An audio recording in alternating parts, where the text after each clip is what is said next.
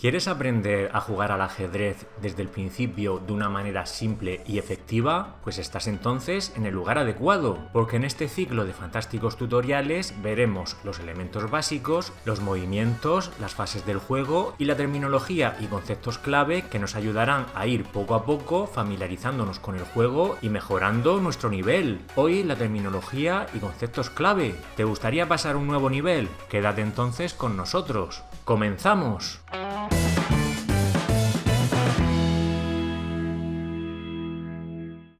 Los peones que llegan a la última fila del tablero, la más alejada de nosotros, coronan. ¿Qué quiere decir esto? Pues que el peón puede convertirse en la pieza que queramos, excepto un peón o un rey. Por tanto, en un momento dado podríamos disponer de 2 damas, de 3 torres, etc. Por lo general, los jugadores convierten su peón en dama, dado que es la pieza más valiosa, aunque hay casos muy excepcionales en los que interesa coronar por ejemplo, un caballo, pero esto se da pocas veces en la práctica.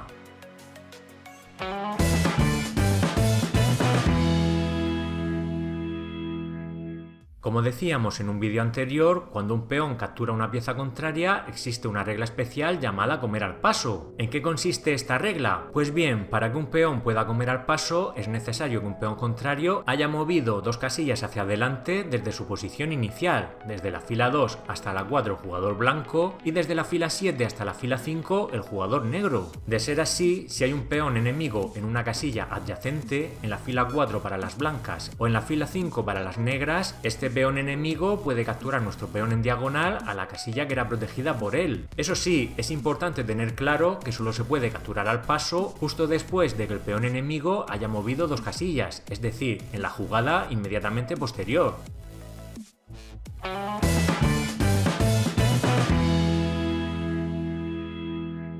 Se trata de la única circunstancia por la que un jugador puede mover 2 piezas al mismo tiempo. Estas piezas son, como ya comentábamos en un vídeo anterior, el rey y la torre. En este movimiento, el rey se mueve 2 casillas hacia la derecha o hacia la izquierda y la torre pasa por delante de él. Este enroque puede ser largo si se hace con la torre más alejada o corto si se hace con la torre más cercana. Pero ojo, para poder enrocar se deben cumplir una serie de condiciones que pasamos a enumerar a continuación. El rey que hace el enroque no se ha movido aún durante la partida. La torre que hace el enroque tampoco se ha movido durante la partida. El rey no está en jaque. El rey no puede enrocarse pasando por una casilla amenazada por una pieza del rival. El rey no puede acabar en una casilla que esté amenazada por una pieza enemiga, ya que en ese supuesto estaría en jaque. Todas las casillas entre la torre y el rey antes de que se produzca el enroque deben estar vacías.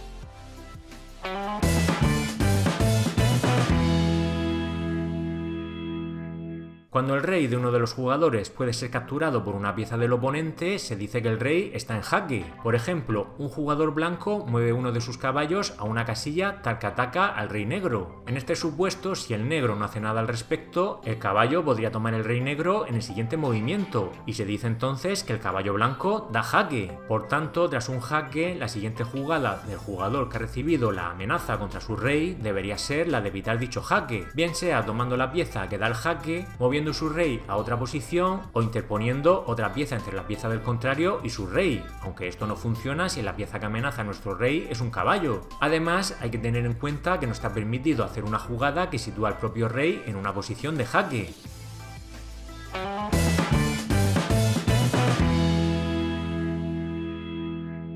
Partiendo del concepto de jaque anterior, cuando un jugador está en jaque y no tiene forma de defenderse, se dice que el otro jugador le ha dado jaque mate y que por tanto ha ganado la partida.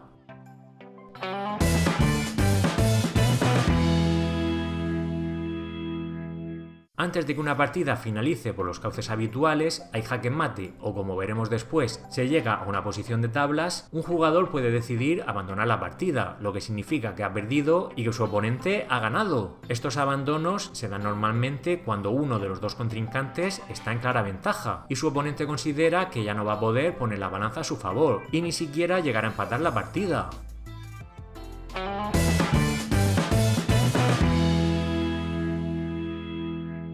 Para que nos entendamos, las tablas ocurren cuando se empata la partida, no hay un ganador concreto. Las tablas se pueden dar de mutuo acuerdo o bien cuando se llega a una posición en el tablero por la que ya se sabe que ninguno de los dos puede dar jaque mate al rey contrario, lo cual puede suceder por una de las siguientes casuísticas. Por insuficiencia de material, cuando ninguno de los jugadores tiene material suficiente para dar jaque mate al rey contrario. Por rey ahogado, cuando un jugador en su turno sin estar en jaque no puede realizar ningún movimiento legal. Por triple repetición de posición, cuando se produce por tercera vez la misma posición en el tablero y las condiciones son las mismas. Y por la regla de los 50 movimientos, si al cabo de 50 jugadas entre ambos jugadores no se decide la partida y no se produce una captura o se avanza un peón.